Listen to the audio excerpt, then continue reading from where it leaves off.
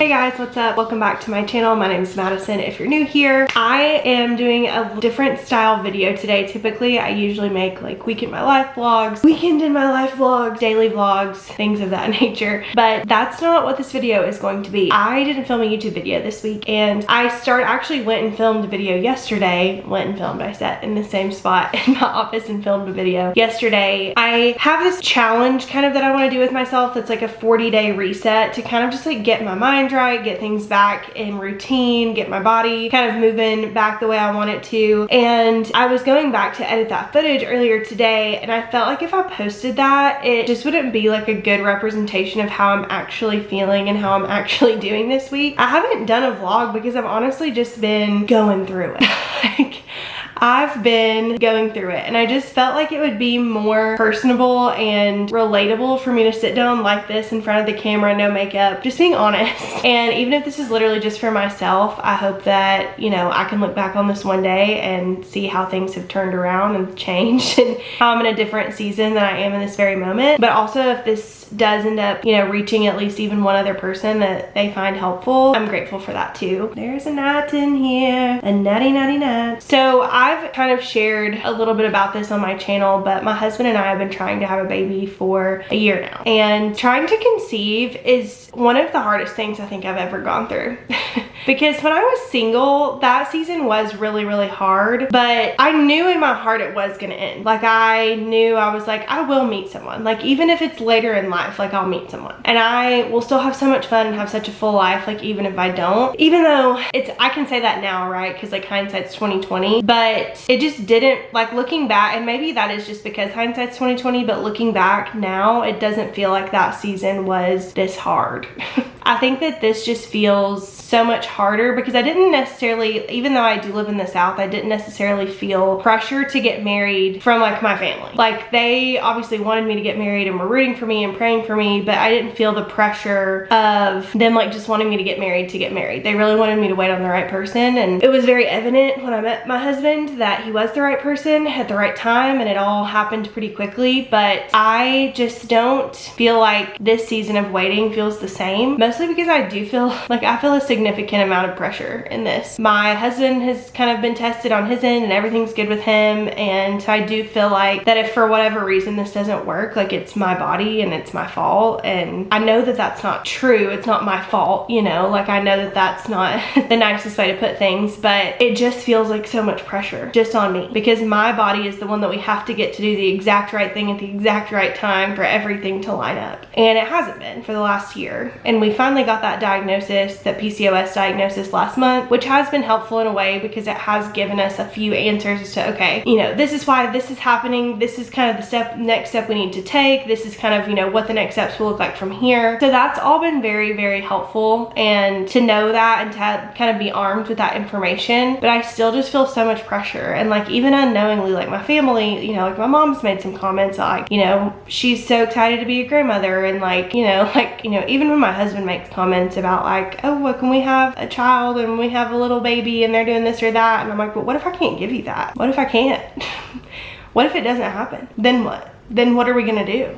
I don't personally feel called to adopt, so what, you know, we may never, like, it's just trying to be okay with it not ever happening. I think that there is some sense of control I felt in my season of waiting and my season of singleness. If at the end of the day, if I was desperate to get married, if I really wanted to get married, I could have married anyone. I mean, it wouldn't have been great. It wouldn't have been a good marriage. It probably wouldn't have been fun, but I could have done it. I could have gotten married just to say I did. But I didn't. I waited on the right person. But with a baby, you know, unless you choose IVF, and even with IVF, it's not a guarantee, like, you may never get pregnant. And I'm just going through it this week. I think that that's why I just couldn't bring myself to film a vlog, because I'm in the middle, and sometimes being in the middle is just so hard. And I just want to be honest about that. Like, I do feel like, to an extent, you know, there for a little while I was in like a very, very bad headspace with everything, and with trying to conceive and just spiraling in the negative thoughts. Went to therapy, talked to my therapist about it, and she was like, you've got to be positive, you've got to think positive, and that's just gonna like kind of help you move forward. And I do feel like I have changed my tune a little bit, and I have been trying to be positive. But I did tell a friend the other day, I said, sometimes I really just feel like I'm faking it.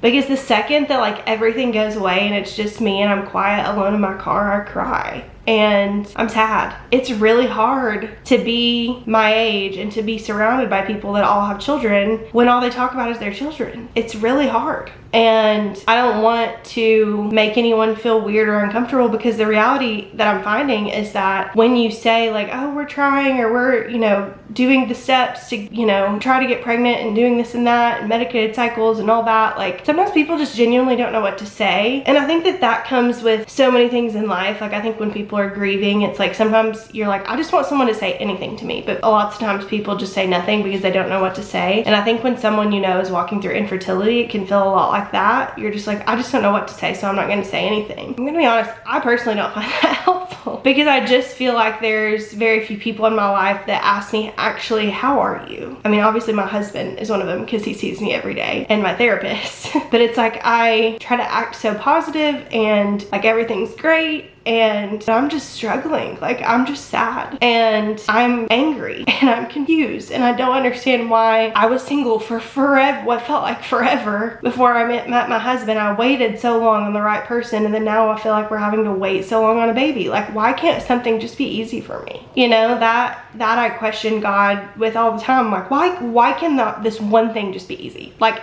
everything seems like with me, you just want to make me wait for forever, and I don't get it. But I'm not gonna get the answer to that right here, right now. I'm just not. And so I can't keep sitting in it, and I have to, that's I think what keeps me going, is that I cannot sit in this sadness. I cannot sit in the what if, because it'll kill me. It will drive me insane. So I have to change my posture from all these what ifs to even if. And I've just kind of resolved to be like, okay God, even if you don't do this, like please make me okay with it. Like please make my heart okay if you don't give me a baby, if I don't get to be a mom. Like please make me okay with that reality, because that feels impossible right now, that I would ever be okay in a world without getting to be a mom, or without getting to see my husband be a dad. Like that feels impossible to me right now. And it's just so hard. It's just so shitty. It's just so shitty. Like infertility is so shitty. It just feels like it's one of those things that if you want to have a baby, you know, you should get one. Like it just shouldn't be that hard, but it is. And for a lot of women, it is. And I think that there are days where I find a lot of comfort on social media, seeing that I'm not alone, that there's so many other people out there that are doing the same things that we're doing and having the same conversations with doctors that we are. And they're, you know, are the same women sitting and taking these stupid ovulation tests over and over and over again like I am. It's just awful. And I would not wish this on my worst enemy. If my worst enemy, I don't feel like I have any enemies, but if my worst enemy said, I want to have a baby so bad, but my body isn't doing it, I wouldn't wish this upon anyone. I would not wish infertility on literally anyone, because it is so hard. It's like that's why we went to the beach for Mother's Day, because I just felt like I couldn't do it. I was like, I can't go to church and sit when all the moms stand up and who's the youngest mom, who's the oldest mom, who's the mom with the most kids. Like I can't do it. And thankfully, you know, my husband is super supportive, and Mother's Day is not easy for him either, since he lost his mom. And so we went to the beach and we ran away from it. And we'll probably do the same thing on Father's Day. Gotta go. Like I said, I want to document this because I want to look back on this one day, because I remember I at the time was very active on, back in like 2019, 2020, I was very active on Instagram and had grown like a little bit of a following on there, and I talked a lot about my singleness and dating. And whenever I did meet Mike and kind of shared that on there, like so many people were like, I'm so happy for you. Like I know how much you prayed for this. I know how long you waited for this. Like it's so great to see you so happy. And not that I'm doing this for the validation, but for myself, like I know that those videos are out there, and I remember what those feelings were like, and I'm so grateful that I have that to look back on, and like I can truly see God's faithfulness and God's answered prayers in my life. And I want that to happen for me in this. Like I want to believe that that's gonna happen for me here. I don't know. I don't know if it is, but I want to believe it will. And I'm really trying to stay positive and say it will, it will, it will, it will. There's just not a guarantee. So usually I would never just make a video of me crying on the internet, but you know, I just want to be honest with myself, even if I'm the only person that ever watches this back, that infertility is just awful. And if I get to be lucky enough to have a baby one day, you know, when things are hard, because they will be hard, I want to look back and think about, like, man, you prayed for this, like you wanted this so bad and God did this for you, and even though it's hard, you will get through it and you will be okay. And that's kind of what I have to tell myself now. It's like, you will get through this and you will be okay, even if it doesn't work out how you want it to.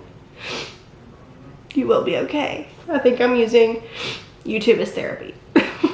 So all that to be said, that is why there is no normal vlog this week. I've just not been having a good week, and I'm not going to try to downplay that or hide that or come on and act like everything's okay when it's not. It doesn't, my mental health is not good at the moment.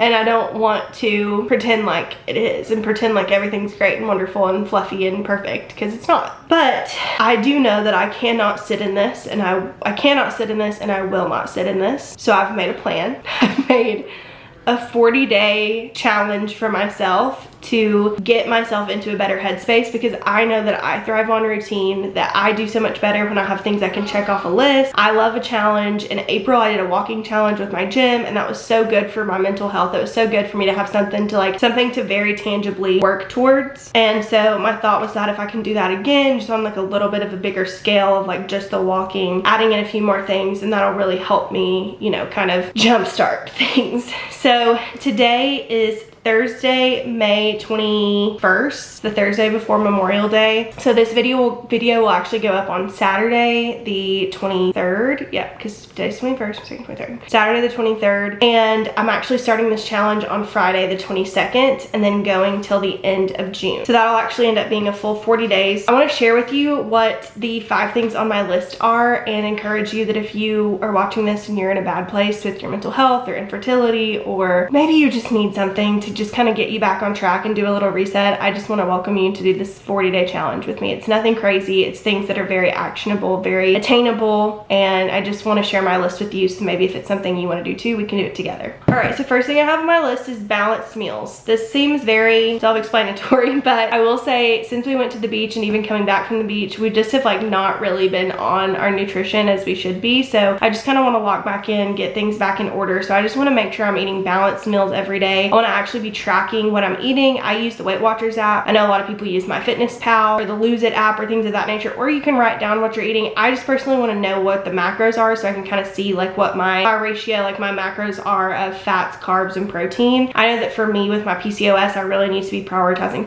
protein and not eating a bunch of like super dense heavy carbs. I want to focus more on healthy carbs that like fuel my body and fuel my workouts. So that's why I track those in there, but you don't have to track them if you want to. I just personally want to focus on balanced meals. So that's number 1 on my list. Number 2 is 8,000 steps a day. For me personally, 10,000 steps feels so intimidating. Even when I was doing that walking challenge, I would run at the gym and then I would walk multiple times a day, and I sometimes still wouldn't hit 10,000 steps. I just know that for me, that's not like super attainable. That's like a little over 3 miles. And for me, usually around like 2, maybe 2.5 is kind of like my sweet spot for the day. I have like a loop in my neighborhood that I can take, and I know exactly that it's 2 miles, and I know how many steps that is. So if I can do that plus get in like another, you know, short one in the morning or short one in the afternoon, that's kind of like the sweet spot for me. So I really want to focus in on those 8K steps a day. Number 3 is 5 intentional workouts a week. So I want to be in the gym at least 4 days a week. I've kind of gotten in the habit of really just doing 3, but I want to get back to doing 4 days of actual strength training focused workouts in the gym, and then 1 day of running. So typically I go to run club on Saturdays, so that's 4 workouts during the week with 1 rest day during the week, and then a rest day on Sunday also. But keep in mind, I'm also going to want to be walking during all that. So I'm still going to be moving my body, but I want those intentional strength focused workouts 5 days a week. Number 4 is going to be 100 ounces of water each day. I do have like a big 40-ounce hydro jug. So typically I try to drink like 2 of those a day, but sometimes when I'm just sitting here at my desk, I'm really not that good at it. I want to make sure that I'm being intentional about getting at least 2.5 of those in every single day, because I just know it makes me feel so much better. It helps with my digestion, helps with my skin. It just makes me feel better all around. So